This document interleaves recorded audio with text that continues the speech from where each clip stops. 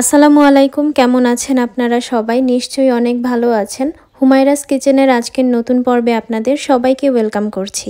আজকে আমি আপনাদের সাথে ঘরে যদি মাছ মাংস না থাকে তাহলে খুব মজার একটা রেসিপি বানিয়ে কিভাবে পুরো পরিবারকে সন্তুষ্ট করা যায় সেই রেসিপি আজকে আপনাদের সাথে শেয়ার করব। আপনারা ঘরে থাকা উপকরণ দিয়ে খুব মজার এই রেসিপিটি বানিয়ে নিতে পারেন খুব ঝটপট। আশা করছি আমার আজকের রেসিপি আপনাদের সবার কাছে অনেক ভালো লাগবে। চলুন তাহলে দেখে নেই আজকের রেসিপিটি। নিয়মিত ভিডিও পেতে চ্যানেলটি সাবস্ক্রাইব করুন আর সবার আগে নোটিফিকেশন পেতে বেল আইকনটি ক্লিক করুন। রেসিপি বানানোর জন্য ফ্রাই প্যানে আমি 1 টেবিল চামচ পরিমাণে তেল দিয়ে হাফ চামচ জিরা ফোড়ন দিয়ে দিচ্ছি। জিরাটা কিছুক্ষণ ফোড়ন দিয়ে তারপরে এখানে দিয়ে দিলাম 2 টেবিল চামচ পরিমাণে পেঁয়াজ কুচি আর 2টো কাঁচামরিচ ফালি করা। তারপরে পেঁয়াজ আর মরিচটা আমি হালকা ভেজে নিলাম।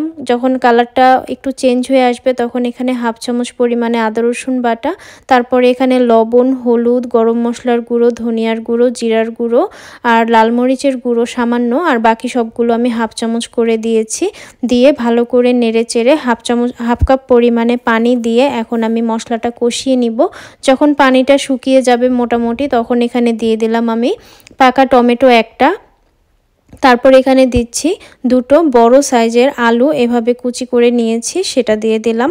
আপনারা চাইলে এর চেয়ে মিহি কুচিও করতে পারেন অথবা মোটা করেও কাটতে পারেন। আলুর কাটাটা সম্পূর্ণ আপনাদের ইচ্ছা অনুযায়ী যে যেভাবে পছন্দ করে আর কি।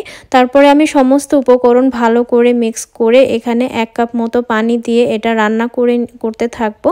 এর ফাঁকে এটা সেদ্ধ হতে থাকুক। এর ফাঁকে আমি একটা বাটিতে পেঁয়াজ নিয়েছি, কাঁচামরিচ নিয়েছি অল্প একটু, দুটোই আমি কম করে দিয়েছি, দিয়ে লবণ দিয়ে ভালো করে মিক্স করে 2টো ডিম দিয়ে আবারও ভালো করে এটা মিক্স করে নিচ্ছি। তো একটু ভালো করে এটা মিক্স করার পরে আর এদিকে আমার এই রান্নাটাও হয়ে গেছে, দেখেন মোটামুটি হয়ে গেছে, পুরোটা হয়নি। এই ফাঁকে আমি অন্যদিকে সরিয়ে রাখলাম। ফ্রাই প্যানে দিয়ে দিলাম তেল পরিমাণ মতো। তেলটা ভালো করে গরম হয়ে গেলে ডিমের মিশ্রণটা দিয়ে দিচ্ছি। দিয়ে এক পাশ হয়ে গেলে তারপরে আমি ডিমটা ভাজ করে নিব।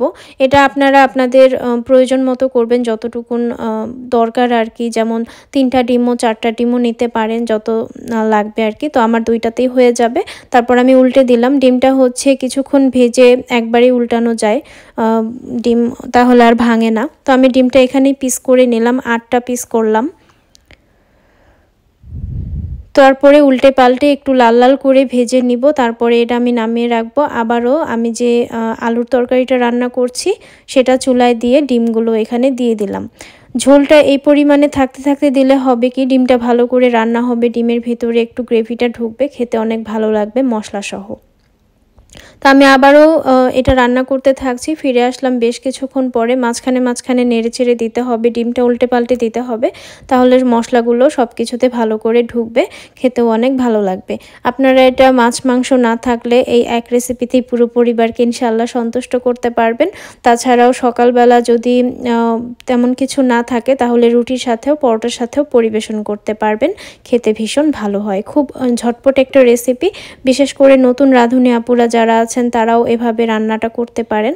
আমার রান্না অলরেডি হয়ে গেছে, আমি একদম পানিটা শুকিয়ে নিয়েছি। আপনারা চাইলে ঝোল রাখতে পারেন, কিন্তু আলু ডিমের এই রেসিপিতে আমার বেশি ঝোল খুব একটা ভালো লাগে না, সেজন্য আমি ঝোলটা মোটামুটি শুকিয়েই করি আর কি।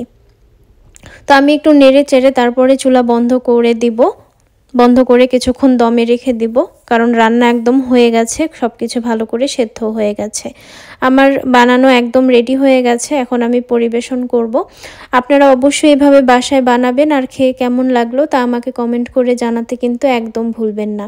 আমার আজকের রেসিপি ভালো লাগলে অবশ্যই একটা লাইক দিবেন, কমেন্ট করবেন, শেয়ার করবেন আপনার প্রিয়জনদের সাথে। এমন আরও মজার মজার রেসিপি পেতে প্লিজ আমার ইউটিউব চ্যানেলটি সাবস্ক্রাইব করে রাখুন। Thank you so much for watching. আল্লাহ হাফেজ।